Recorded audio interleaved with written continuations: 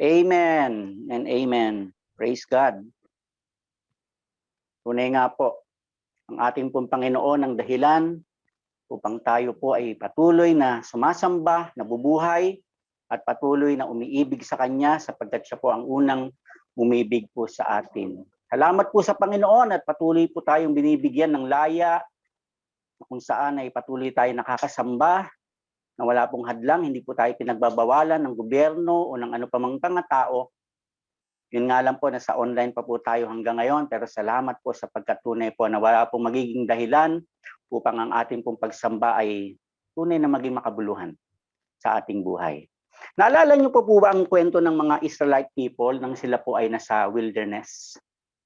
Na kung saan ay ilang taon po sila doong nagpaikot-ikot dahil po sa katigasan ng kanilang ulo. In fact, sa Deuteronomy chapter 8, verse 2, ang sabi po doon, "Remember how the Lord your God led you all the way in the wilderness these 40 years to humble and test you in order to know what was in your heart, whether or not you would keep His commands." Makikita po natin doon sa talatang binasa po natin, 40 years na ang mga Israelite people po ay paikot-ikot sa wilderness.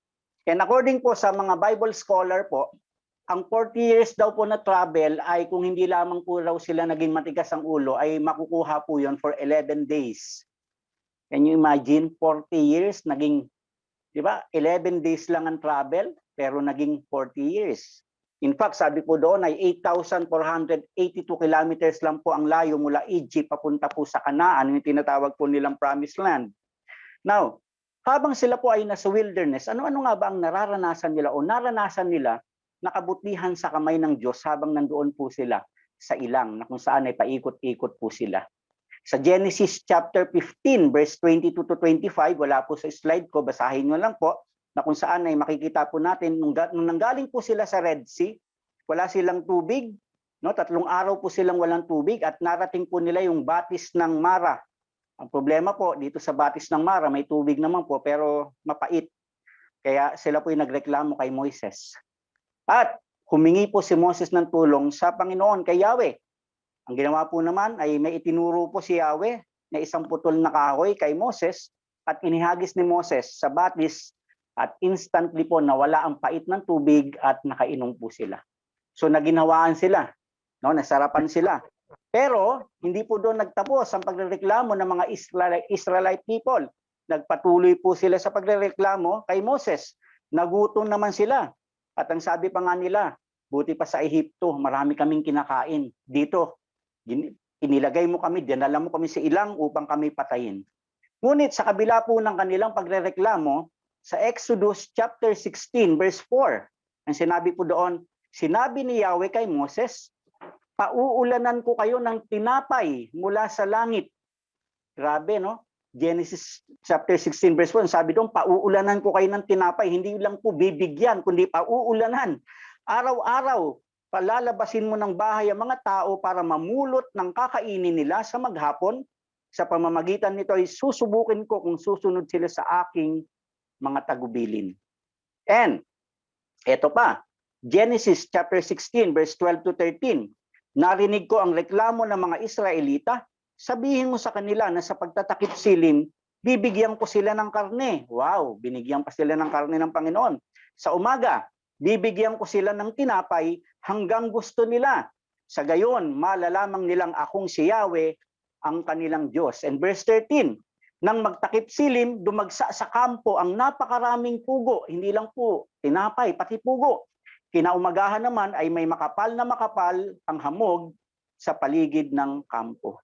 At marami pa po silang na-experience na mga kabutihan ng Panginoon. Ngunit sa kabila po ng ito, alam po natin ang kwento.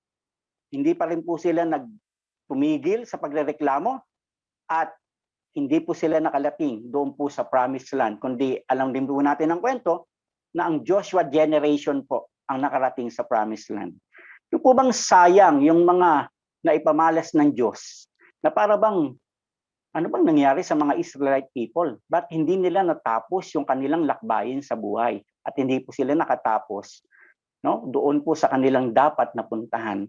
Now, usapang New Testament naman po tayo, no? Old Testament po yon. Sa New Testament po, siguro naman po, kilala po natin yung 12 alagad ng Panginoong Jesus. Diba? For more than 3 years, nakita nila personal ang mga himala ng ating Panginoong Jesus. Kasama nila, katabi pa nga nila si Jesus nang gumawa po ng napakaraming himala ang ating Panginoon. Kasama na po, no? Kasama po nila sa paglakad, pati sa pagtulog, kasama nila ang Panginoong Jesus. Magkasama araw at gabi, tanghali, hapon. Tinuruan sila ng Panginoon, hindi lang ng tsuri, kundi tinuruan sila personal ng ating Panginoon. Nang bumabagyo, nakita po ng mga alagad ng kanilang mga dalawang mata na experience nila mismo kung paano pinahinto ng Diyos o ng Panginoong Hesus ang bagyo. Nung sinabi niya po sa hangin, tigil, at sinabi niya po sa napakalaking alon, pumayapa ka, napapangha po sila, napabilib sila.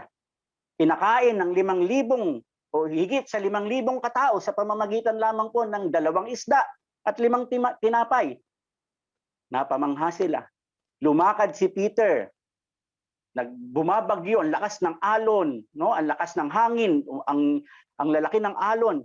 Nakalakad si Peter at nung siya ay lulubog na, isang hawak niya at isang tawag niya lang sa Panginoong Hesus, lumutang uli si Pedro.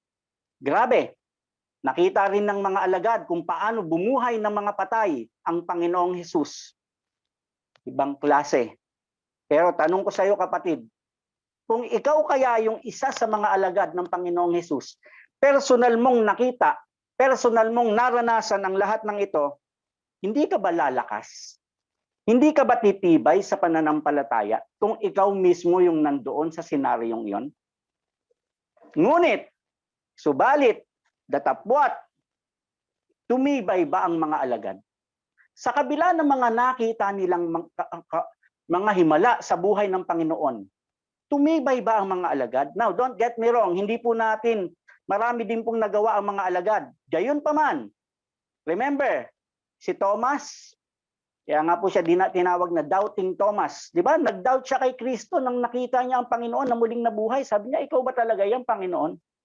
Nag-doubt. Nag-doubt siya sa Panginoon na bumubuhay ng patay. Si Peter, di ba? Si Pedro, baka pwede pa nga natin sasabihin, ano ka ba naman, Peter? Sa kabila ng mga nakita mo at naranasan mo na personal kay Jesus, no, si Peter na tinatawag na dakilang apostol ni Kristo, itinatwa pa ng 3 beses ang Panginoon. Pwede na sabing, Peter, ano ka ba? Tumalikod ka na nga, dininay mo pa ang Panginoon. Okay na yung tumalikod ka, pambihira, dininay mo pa. Di po ba? Yung mga alagad ng dakpi ng Panginoong Hesus, nagtakbuhan sila. Tumakbo sila nung inaresto ang Panginoon. Tumakbo, natakot ang lahat ng mga alagad ng Panginoon. Pambihira. Dapat itong mga naranasan nila sa Panginoon ay naging matatag, naging matibay sila. Anong nangyari? Bakit ganon? Kapatid, uulitin ko, hindi natin minemenos ang mga nagawa ng mga disciple. Pero ang tanong, kung pagbabasihan natin ay yung naging attitude nila o ginawa nila ng dakpi ng Panginoong Hesus, kung pagbabatayan natin yung mga naging buhay nila, pagkatapos pong mamatay ang Panginoon, makikita po natin yung mga alagad bumalik sa dating buhay. Si Peter po, kasama po ang iba, bumalik sa pangingisda. At makikita rin po natin, doon din po sila muling kinatakbo ng ating Panginoon. Kung doon natin ibibase ang ending ng kanilang buhay at paglilingkod sa Panginoon, masasabi po nating bagsak, sayang na paglilingkod. Sapagkat hindi natapos, hindi po nakaabot sa finish line. Ngunit, subalit, datapwat uli, hindi po naging gano'n ang ending ng mga disciple ng ating Panginoon.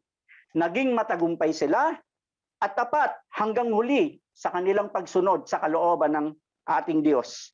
According po sa mga historian, sa mga Bible scholar, si Peter po, ang kanyang kamatayan po ay pinako siya sa krus, pabaliktad. Kasi ni-request po niya yon.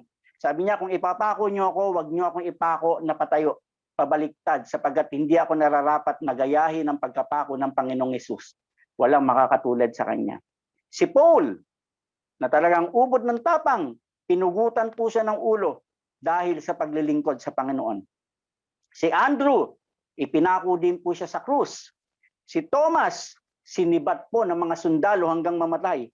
Si Philip, siya po ay inaresto at isang malupit na kamatayan ang kanya pong sinapit. Si Matthew, ang sabi po ng ibang Bible scholar, siya po ay sinaksak hanggang mamatay. Si James, binato po hanggang mamatay. Ano pong nangyari? At na-twist, nabaliktad ang istorya ng kanilang buhay. Naging iba ang kanilang ending. Buhat ng nabuhay muli ang Panginoong Hesus. Ano kayang pinagkaiba? What is the difference? Alam niyo mga kapatid, anong pinagkaiba? Bakit naging matagumpay sa huli ang ating mga alagad ng Panginoon? It's about the power. It's about the power. At yung power na yan, that kind of power ay pag-uusapan po natin ngayong umagang ito. Ang topic po natin, the power of the Holy Spirit. Panginoon, pakigabayan niyo po ako sa paghayag ng iyong salita. Override my preaching, Panginoon. Override my teaching. Holy Spirit, kayo po ang manguna, mag-usap. Nang sa gayon, Panginoon, madama namin na tunay nga pong pagkatapos nito, maunawaan namin, ikaw o banal na Espiritu, kung ano ang kapangyarihan na magagawa mo sa buhay po ng bawat isa at sa buhay ng bawat pamilya.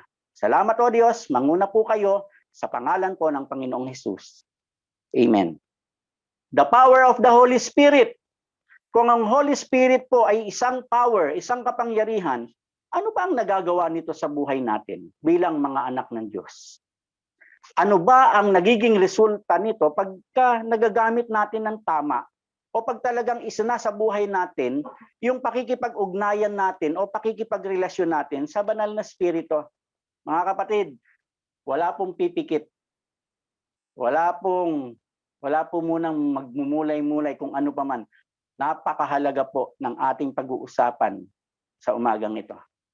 Para po natin masigit na maunawaan, basahin po natin Book of Acts chapter 1, verse 3 to 4. Sa Tagalog po. Ang sabi po sa verse 3, sa loob ng 40 araw, pagkatapos ng kanyang pagkamatay, nagpakita siya sa kanila at si Jesus po ito, nagpakita siya sa kanila at sa pamamagitan ng maraming katibayan ay pinatunayan niyang siya ay buhay. Nagturo siya sa kanila tungkol sa paghahari ng Diyos. Verse 4, samantalang siya ay kasama pa nila, pinagbilinan sila ni Jesus, huwag muna kayong aalis sa Jerusalem. Sa halip, hintayin ninyo roon ang ipinangako ng Ama na sinasabi ko sa inyo. Sabi ng Panginoon, wag muna kayong aalis sa Jerusalem ha. Yung ipinangako ng Diyos, ng aking Amang nasa langit, hintayin nyo. Sa Book of Acts chapter 1 verse 8, laktaw lang tayo. Sabi doon, subalit, tatanggap kayo ng kapangyarihan, pagbaba sa inyo ng Espiritu Santo, at kayo'y magiging saksi ko sa Jerusalem, sa buong Judea, at sa Samaria, at hanggang sa dulo ng daigdig. Yan po yung ipinangako. Sabi ng Panginoon, tatanggap kayo ng kapangyarihan pag bumaba ang banal na Espiritu. And syempre, kung itutuloy po natin ang basa, chapter 1 po yan, sa chapter 2, nandun na po natupad yung sinasabi ng Panginoon ng pagdating po ng banal na Espiritu. Yung tinatawag po nating the day of Pentecost. Ano nga ba ang nagagawa ng kapangyarihan ng Holy Spirit o ng banal na Espiritu? At saang bahagi ng buhay natin ito dapat na nararanasan at binabantayan na dapat na maging bahagi ng aspeto ng buhay natin. At dito, dapat pinaghahari natin at nararanasan natin ang kapangyarihan ng banal na Espiritu. Tanungin mo nga katabi mo o tanungin mo na lang sarili mo. May Kristo ka, tama? Do you have the Holy Spirit? So when we have the Holy Spirit, ano ang nagagawa nito? Anong kapangyarihan ang nagagawa nito sa buhay po natin? Number 1, the power of the Holy Spirit through witnessing or soul winning. Ano po ang mission, vision ng ating church? To love God, to love people, and make disciples. Hindi po natin kayang mag-soul winning or mag-witnessing without the power of the Holy Spirit. Book of Acts chapter 2 verse 14 sa Tagalog. Tingnan natin yung naging epekto ng Pentecost sa buhay po ni Apostol Pedro. Kaya tumayo si Pedro kasama ng 11 apostol at nagsalita ng malakas. Mga taga-Judea at kayong lahat na nakatira sa Jerusalem, pakinggan ninyong mabuti ang sasabihin ko. Dito po, nagsimulang mangaral, mag-preach ng meron pong authority, ng meron pong kapangyarihan si Peter sa pamamagitan po ng banal na espiritu na siyang nagsakop sa kanyang buhay. Kapatid, ito po ang first time ni Peter na mag-preach na empowered by the Holy Spirit. At dahil siya po ay empowered with the Holy Spirit, ano po ang naging resulta? Book of Acts chapter 2 verse 41.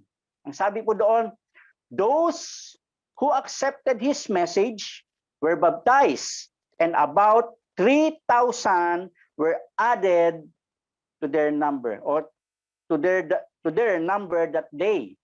So 3,000 got saved dahil po sa preaching ni Peter, na siya po ay punong-puno ng kapangyarihan ng banal na espiritu.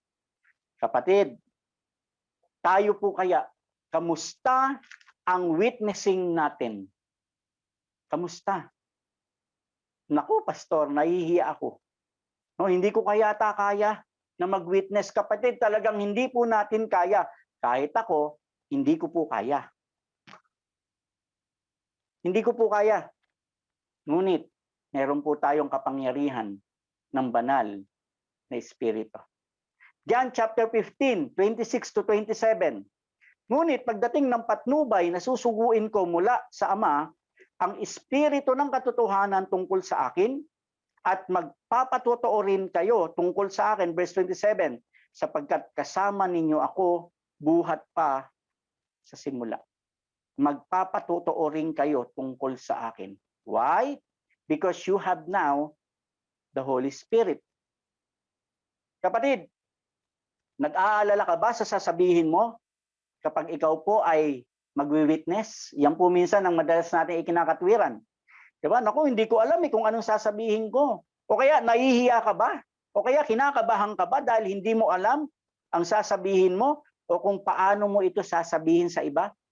Kapatid, John 14 verse 26 ang sagot. Ano po ang sagot? Sa mga nag-aalala kung anong sasabihin natin sa kausap natin, John 14:26. Ngunit ang patnubay, ang Espiritu Santo na isusugo ng Ama sa pangalan ko, ang siyang magtuturo sa inyo ng lahat ng bagay at magpapaalala ng lahat ng sinabi ko sa inyo. Ano daw?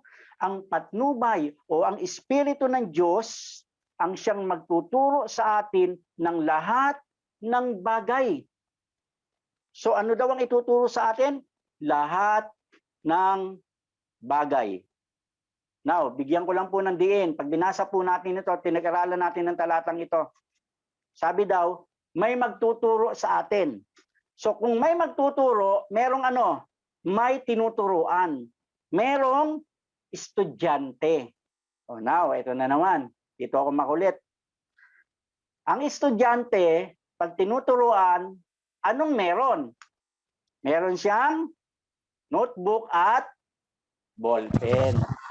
Diba? Nakakita na ba kayo? Lalo nung face-to-face na nag-aaral, walang notebook at ballpen. Kapatid, diba? Hindi naman po tayo bago sa pagiging estudyante. Alam po natin na lahat ng tinuturo ay hindi po natin kayang tandaan. Kailangan po natin sinusulat ito. Di po ba? Now, mga kapatid, hindi naman po tayo isasalang sa soul winning pag wala pa tayong pag-aaral. Kaya nga po, tinuruan ng Panginoong Hesus ang mga disciple. At tayo rin po sa church, tinuruan po tayo. Iba't ibang approach pa. May 4SL, merong bridge, at kung ano-anong mga approach na pwede natin gamitin pag tayo po ay nagso-soul winning. At syempre, hindi po yun sapat. Hindi porket ang galing-galing mo na, kabisado mo na ang theory approach, okay ka na, okay ka na. Kasi hindi natin trabaho ang magbago.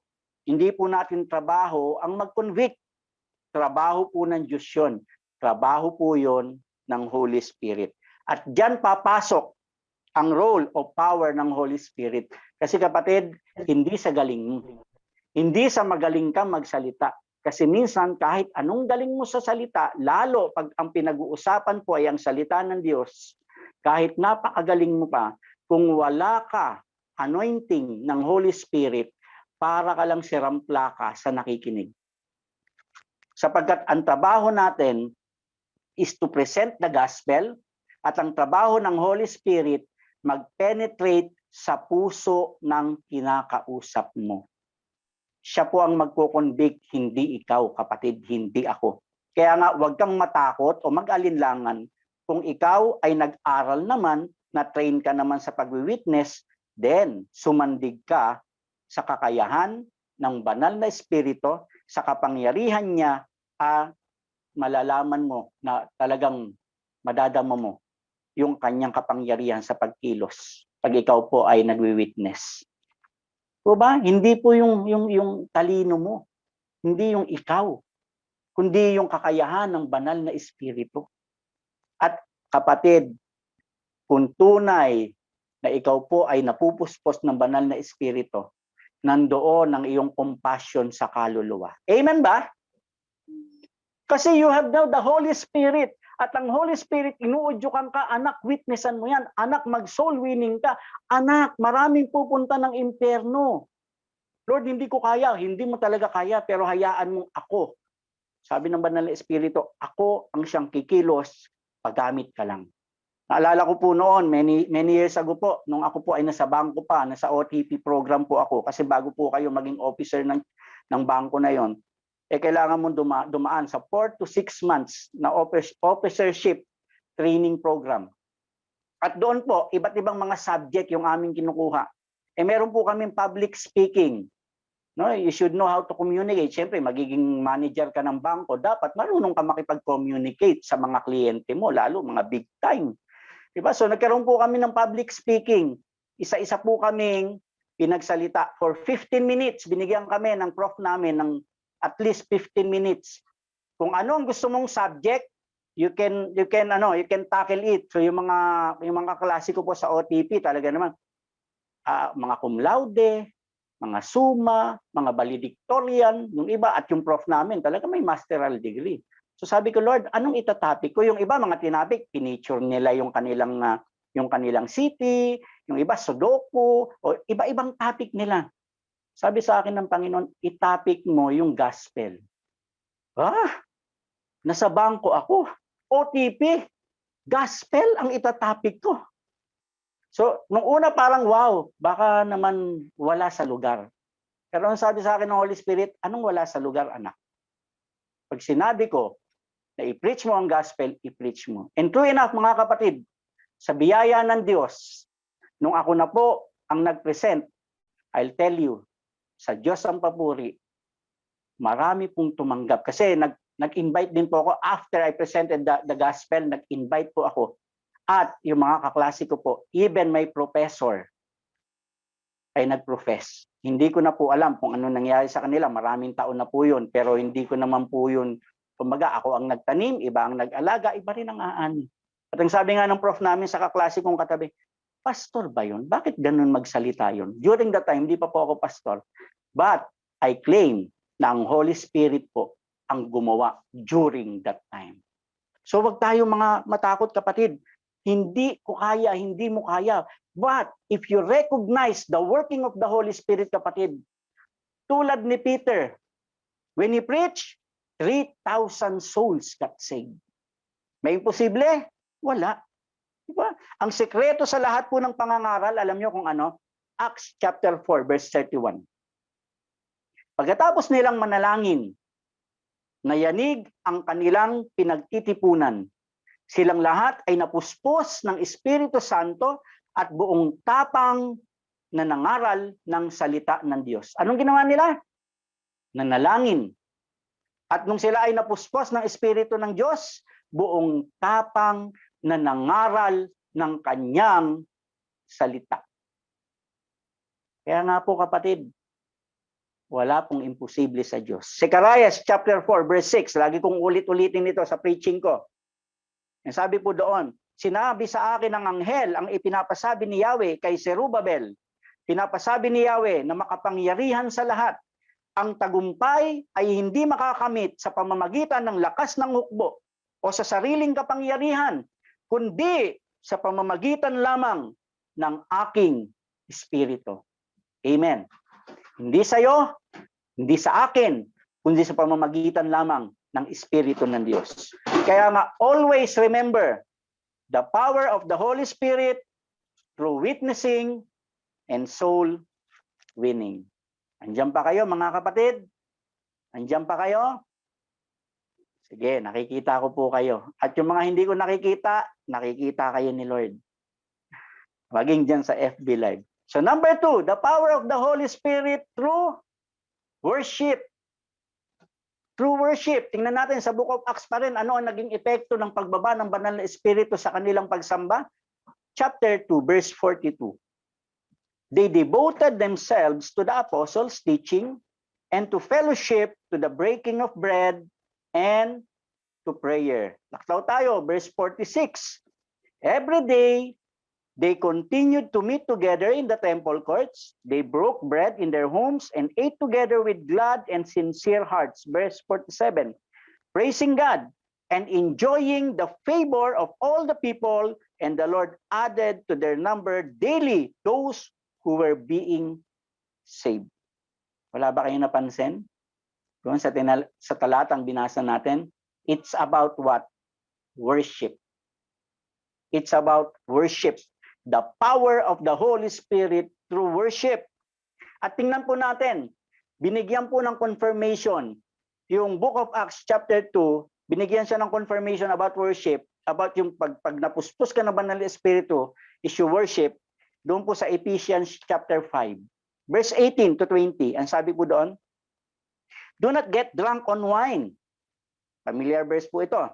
Which leads to debauchery. Instead, be filled with the Spirit. Verse 19.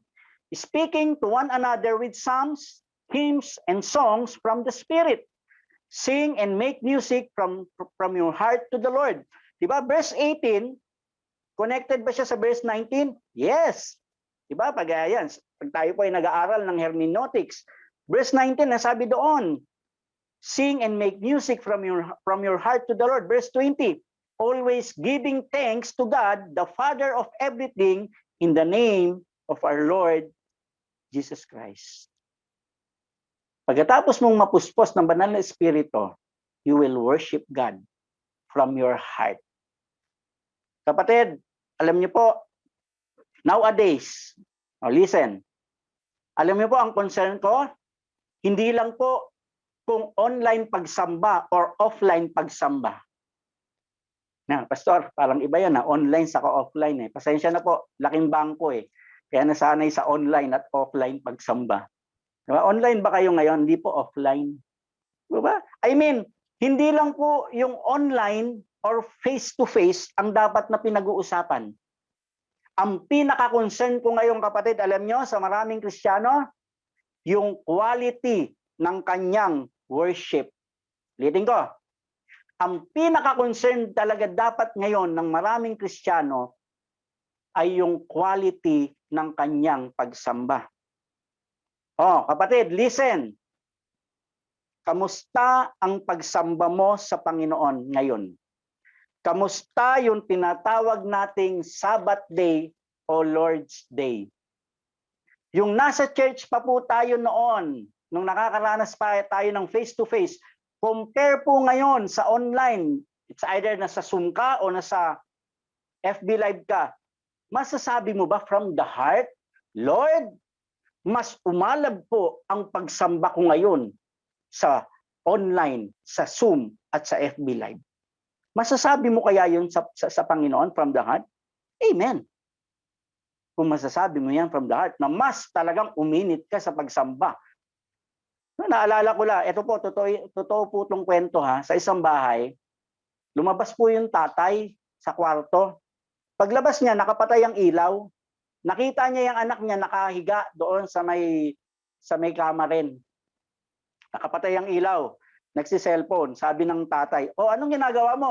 Naglalaro ka?" Sabi niya, "Hindi pa. Meron kaming klase ngayon." "Ha? May klase ka? Nakahiga? Tapos walang damit na itaas?" No, nakikinig po ako, nakikinig. Di ba? Tapos maya-maya, pagka-attendance na, bubuksan ng ilaw, i-picture, attendance, tapos papatayin naman, tapos kung ano na naman ang gagawin.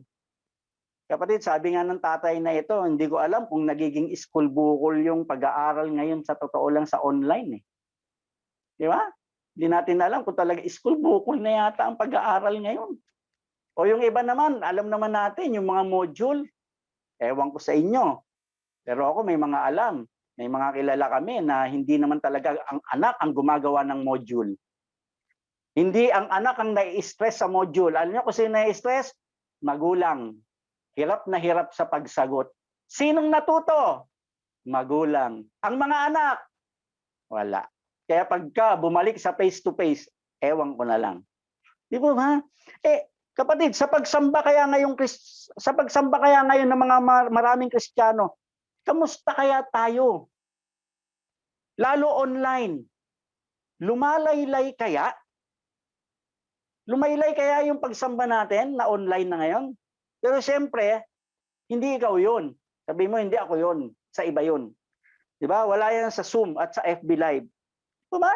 Nasasabihin mo, "Pastor, ako kahit po online, naka-open man ang camera ko o naka-off man ang camera ko, naku talaga from the heart, masasabi ko, mainit na mainit ako sa pagsamba.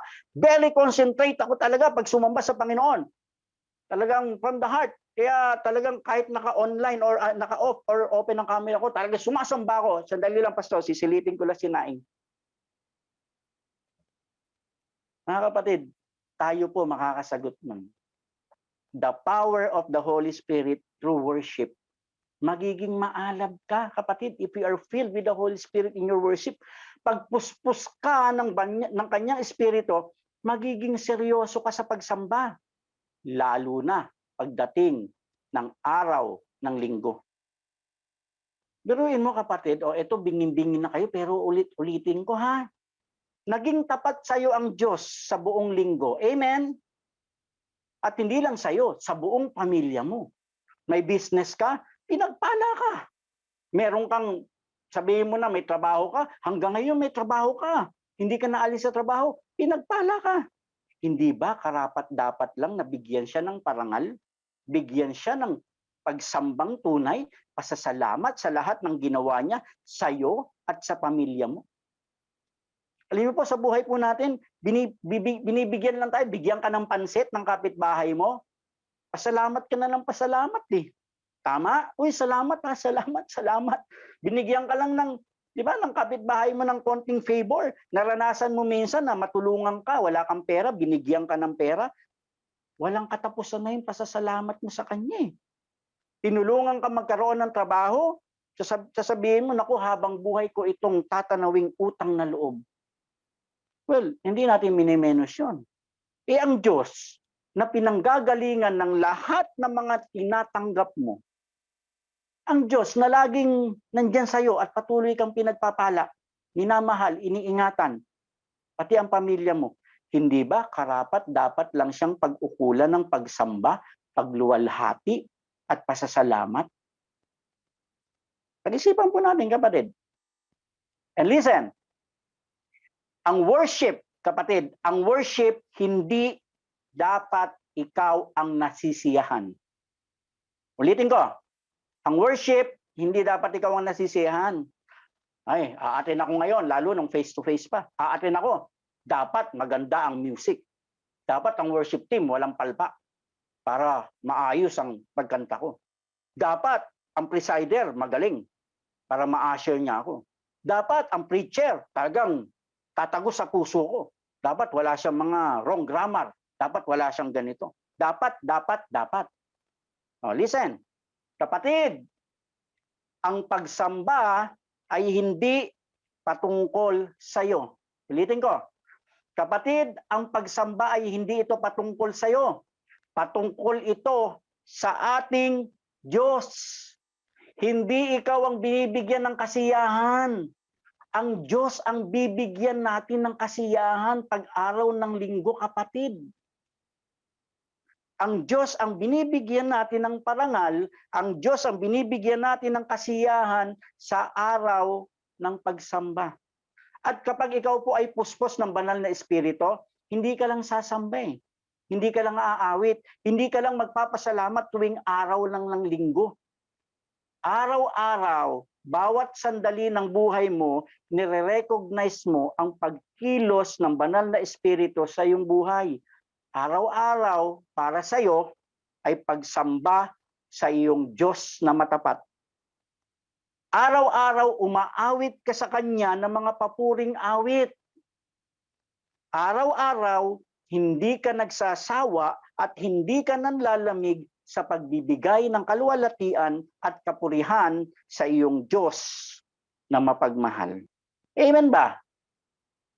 At syempre, magagawa mo po yan sa tulong ng banal na espiritu. Sapagkat, ulitin ko, sa Sakarayas chapter 4, verse 6, ano sabi doon? Ang tagumpay ay hindi makakamit sa pamamagitan ng lakas ng hukbo o sariling kapangyarihan, kundi sa pamamagitan lamang ng aking espiritu. Si Yahweh po ang nagsasalita sa verse na yan. And lastly, nandiyan pa po ba kayo? Lastly, yan, salamat po sa mga nag-thumbs up. Number 3, the power of the Holy Spirit through family. Ulitin ko. The power of the Holy Spirit through family. Ephesians chapter 5 verse 15 sa Tagalog. Ang sabi po doon, kaya't mag-ingat kayo kung paano kayo namumuhay, mamuhay kayong tulad ng matatalino at di tulad ng mga mangmang.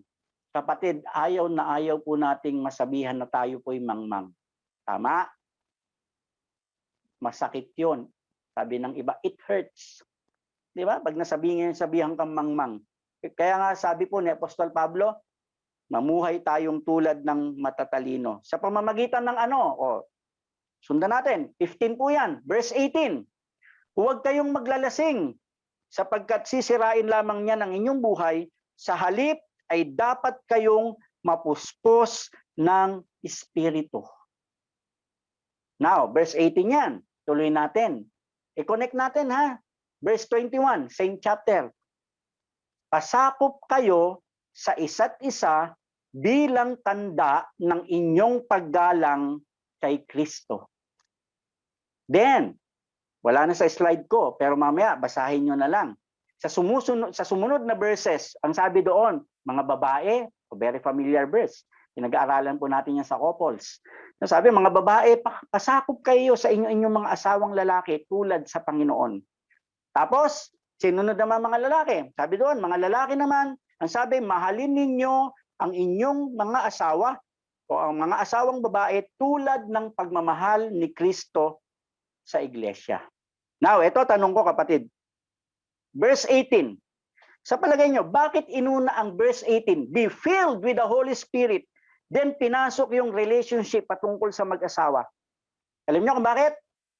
Kasi napakahirap gawin ng babae na magpasakop sa kanilang asawang lalaki, lalo na at minsan feeling nila mas magaling sila sa asawa nilang lalaki. Tama? Kay Kristiyano o hindi, merong mga babae na ayaw magpasakop. Hirap na hirap magpasakop sa kanilang asawang lalaki. Di po ba? At mahirap din sa mga kalalakihan na mahalin na walang kondisyon ang kanilang mga asawang babae. At napakahirap din na huwag saktan ang kanilang asawang babae, physical man o emosyon. Kaya nga yung iba, di ba? Hindi man nila sinasaktan physical, sinasaktan naman nila emosyonal. Sa pamamagitan ng salita, ng mga masasakit. Di ba? Minsan may number 2, may number 3, may number 4. Di ba? Pero, kapatid, kapag isinapamuhay mo yung naunang verse, yung verse 18, be filled with the Holy Spirit, ikaw na lalaki, yung hindi mo kayang gawing, no, ikaw na lalaki, yung hindi mo kayang maging faithful sa asawa mo, yung hindi mo siya kayang hindi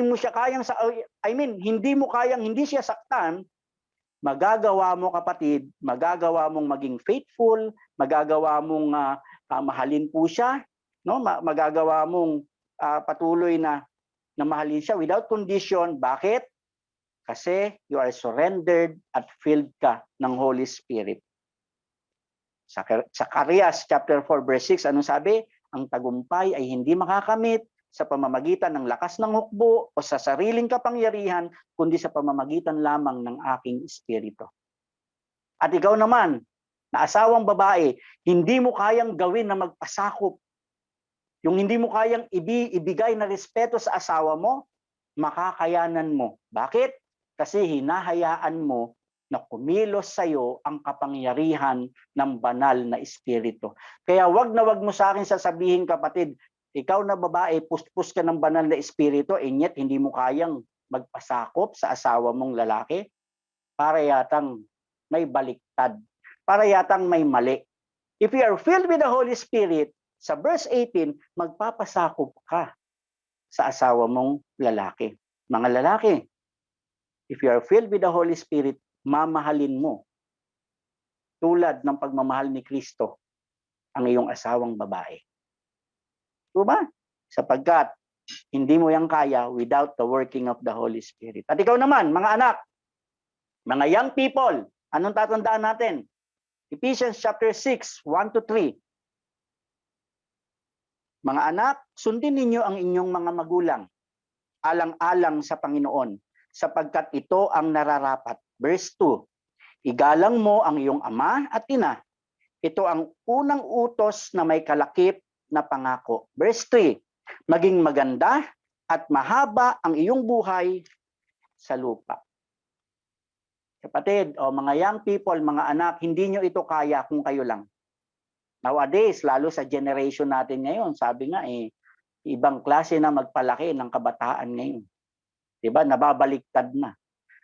Ang anak na ang tumititig sa magulang.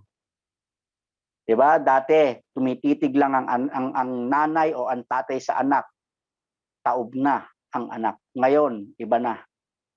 Pag tinitigan ng magulang ang anak, tititigan din siya ng anak. At maya-maya, aalis na yung titig ng nanay o tatay. Talo ang magulang. Diba? Pero wala po yan sa young people natin. Wala yan sa young warriors. Diba? Hindi po natin kaya. Pero kung hahayaan mo na kumilos at simulan mong seryosohin ang pakikipagrelasyon natin sa banal na espiritu, kapatid, you have the power. I don't know, nauunawaan po kaya natin yung sinasabi ng Acts 1:8, you shall receive power. You shall receive power. Yung mga hindi mo kayang gawin, ang Holy Spirit ang siyang bahala dyan. Listen, kapatid, malapit na po ako. Malapit na po ako magtapos. Sa loob po ng pamilya, maliit man o malaki yan na problema, simple man o complicated man yan, lahat ay ipagkatiwala nyo sa Diyos. Lahat ay ipagkatiwala nyo sa pagkilos ng banal na espiritu sa buhay nyo. Amen ba? Huwag nyo pong sasabihin sa akin, maliit lang to, kaya ko na to, common sense lang to. Kapatid, minsan nga, yung common sense na yan, yung maliit lang na yan, sabi mo, kaya ko na to, pati ba naman to, i-involve ko pa ang Diyos? Yes. Dahil minsan yung maliit, doon mismo, sa maliit, pumupunta sa pagiging malaki. Di ba kayo, minsan isang word lang, nag-away na kayo. Tama? Minsan akala mo maliit lang, pero, di ba? Wag mong sasabihin, hindi, kaya ko na to, hindi ko na i-involve ang Diyos, kapatid. No. 1 Corinthians chapter 10, verse 12. So anyone who thinks they are standing strong should be careful that they don't fall. Ulit, 1 Corinthians chapter 10, verse 12. So anyone who thinks they are standing strong should be careful that they don't fall. Kapatid, wag mong sabihin malakas ka. Baka tumumba ka.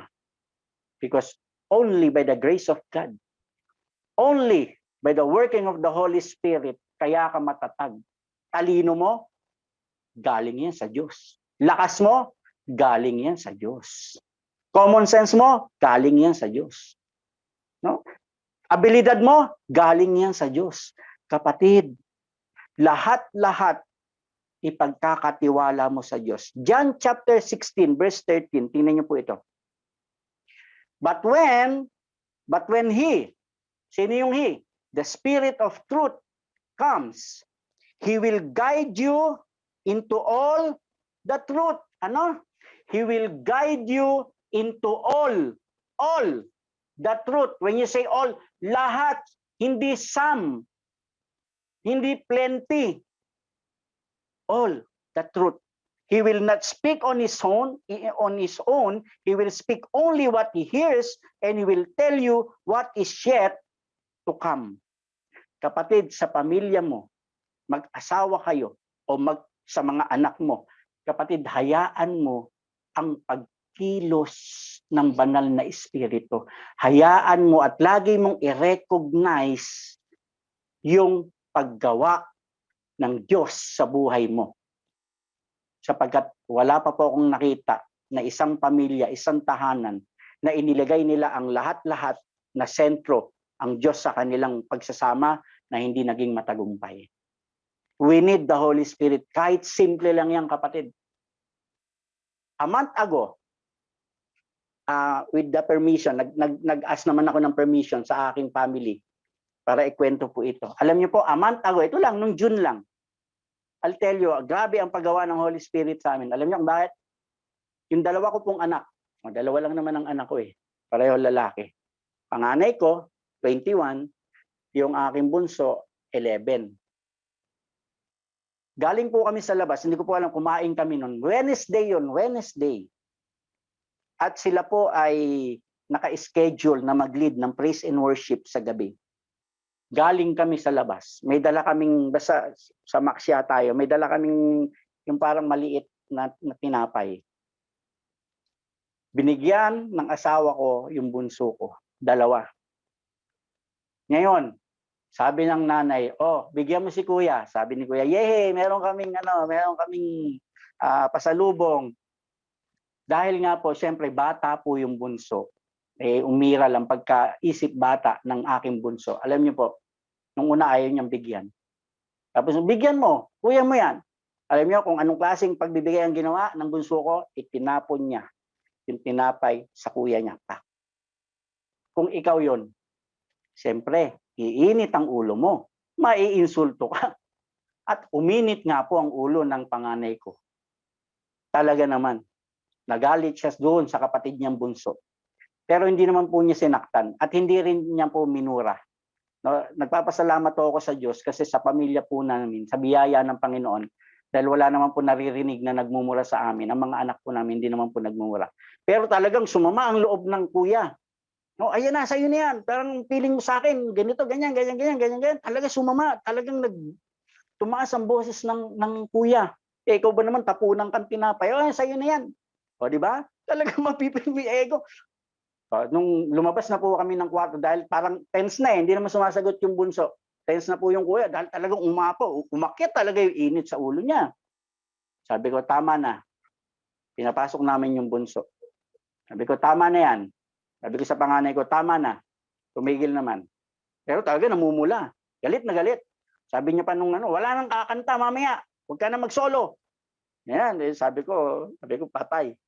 Wala tayong praise and, sa isip-isip ko lang, wala tayong praise and worship mamaya. Tatawagan ko na si Ate Maylin. Pero alam nyo, nag-pray kaming mag-asawa. Ako personally, alam nyo ang prayer ko? Lord, banal na spirito, kausapin mo po ang 2 kong anak. Bigyan mo sila ng tamang espiritu. Gumawa po kayo na muli po silang magkabati. Bigyan mo ng humbleness, humility, yung bunso ko at yung panganay ko naman. kayo po ang kumilos, banal na espiritu, itama mo po ang kanyang espiritu. Kung sa mag-asawa lang, parang simple lang yan, pagbatiin mo. Kailangan mo pa bang Holy Spirit yan? Tawagin mo, isli kayo, magbati kayo. Ano ba kayo? Kapatid, mapagbabati mo yan, pero sa loob, I'll tell you, hindi magiging maayos yan. Nag-pray muna kami. Pinalipas muna namin. And then after we pray, alam nyo, kumakain kami sa lamesa. Sabi namin sa bunso, humingi ka ng tawad kay kuya mo. Si kuya niya tahimik pa rin. Alam nyo, sabi ng bunso, Kuya, sorry po. Ano sabi ng kanyang kuya? Dahil tama na espiritu na ipag-pray namin silently ng mag-asawa. Kiss muna. O, di ba? Kiss muna. Kiss mo muna si kuya. Maayos, naging maayos. At napil ko sa panganay ko, hindi siya dahil nakipagkasundo, dahil takot siya sa akin. Hindi, na-feel ko na from his heart, nabigla rin siya talaga sa galit niya, nabigla siya sa sinabi niya doon sa bunso, at si bunso naman, ganun din naman siya.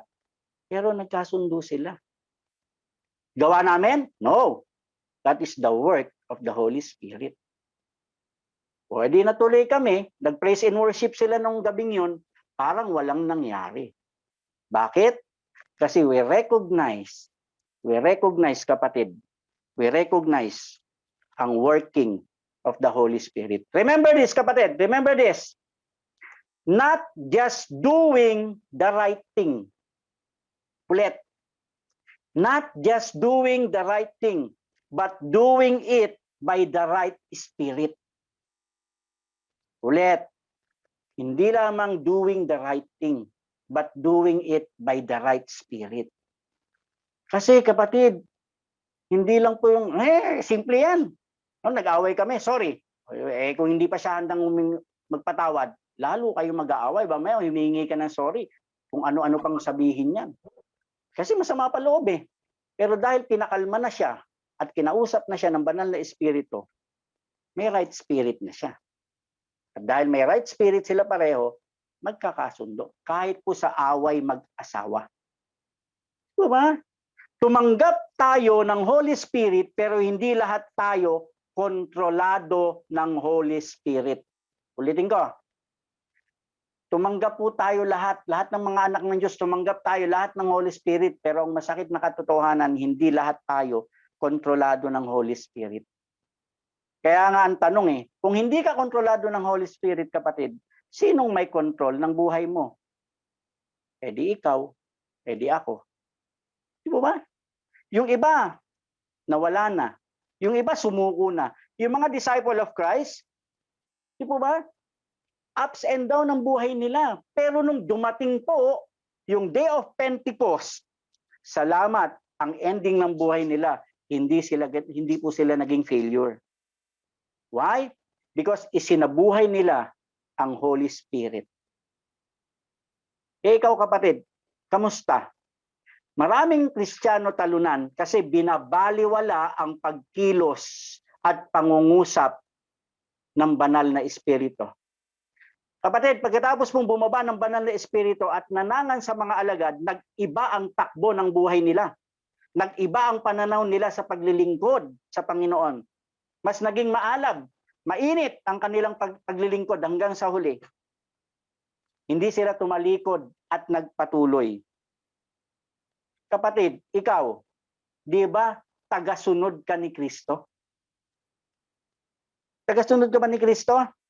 Kapatid, di ba mayroon at tinanggap mo na ang banal na espiritu? It is said from the heart, yes. E di dapat katulad na tayo ng mga alagad ng Panginoon na naging mainit at nagpatuloy hanggang huli at tinapos ang pinapagawa ng Panginoon sa kanilang buhay. Kapatid, listen, as I close. Meron ka bang Kristo? Do you have Christ? Amen. Praise God. 100%. Pastor, yes.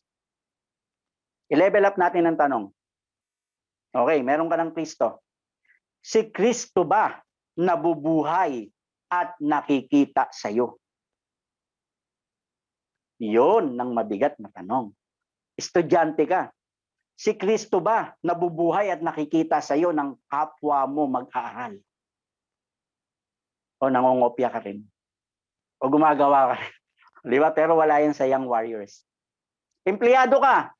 Si Kristo ba nabubuhay sa iyo at nakikita sa iyo? Employer ka. Si Kristo ba nabubuhay at nakikita sa iyo? Kapatid, let the Holy Spirit be the center of your soul winning. Let the Holy Spirit be the center of your worship. And let the Holy Spirit be the center of your family. Kapatid, lahat ng mga narinig po natin ngayong umaga, hindi ito kailanman makapagpapabago sa buhay natin. Hindi ito makapagpapabago sa buhay mo. Magsimula kang hamunin ng kanyang salita ngayong umaga. I-apply mo ito sa iyong buhay, hindi mamaya, hindi bukas, kundi ngayon pagkatapos ng mensaheng ito. Sapagkat ang sabi nga po ni Apostol Pablo, Philippians 4:9, ano pong sabi niya doon? Whatever you have learned or received or heard from me or seen in me, put it into practice, and the God of peace will be with you. Tama po si Apostol Pablo dahil walang kwentang mensahe kapag walang personal application sa buhay. Kapatid, ang Holy Spirit hindi lang siya kuryente. Person siya. Andiyan siya sa puso mo. Andiyan siya sa buhay mo. Simulan mong maging seryoso sa pakikipagrelasyon sa Kanya. At tulad ng mga disciple ng Panginoon, mararanasan natin kung gaano makapangyarihan ang Diyos sa buhay natin. Shall we pray? Lord, salamat po. Banal na Espiritu, maraming salamat po. Tunay nga po, kayo po ang siyang kumikilos. Nagiging malago kami, nagiging mabait kami, nagiging mapagmahal kami, nagiging maunawain kami, hindi dahil sa amin, kundi dahil sa inyo, Panginoon. Dahil sa pagkilos mo, Banal na Espiritu. O Lord, wala po akong ibang hinangad, kundi ang patuloy pong maranasan ng bawat member, bawat family ng Day by Day Bikutan. Ang kapangyarihan mo, Banal na Espiritu. Tulungan niyo po ang bawat isa. Minsan marami po kaming pinagkakaabalahan. Minsan nai-ignore ka na namin. Minsan, Lord, hindi po namin kayo priority. Lord, sa panahon ngayon, mas lalo nawa kaming maging tapat, maging maalab, maging seryoso, Panginoon. Hindi ups and down, hindi ngayon mainit, bukas malamig. Tulungan mo kami to be constant, Panginoon, sa pakikipagniig sa iyo, Banal na Espiritu. Yung hindi po namin kayang gawin, kayo po ang gagawa. Kaya ngayong umagang ito, hindi ko po ako nangungusap sa bawat kapatiran, sa bawat pamilya. Hindi ko po kaya yon, Panginoon. Kayo po ang siyang mangusap at manguna sa buhay po ng bawat pamilya ng Day by Day Bikutan. At hayaan mo, Lord, sa umagang ito, patuloy na dadamhin namin ang kapangyarihan mo sa aming mga buhay. Mga kapatid, patuloy po tayong lumago at patuloy tayo na maging seryoso sa pakikipagrelasyon sa ating Panginoon. Sa pangalan po ng Panginoong Hesus. Amen and amen.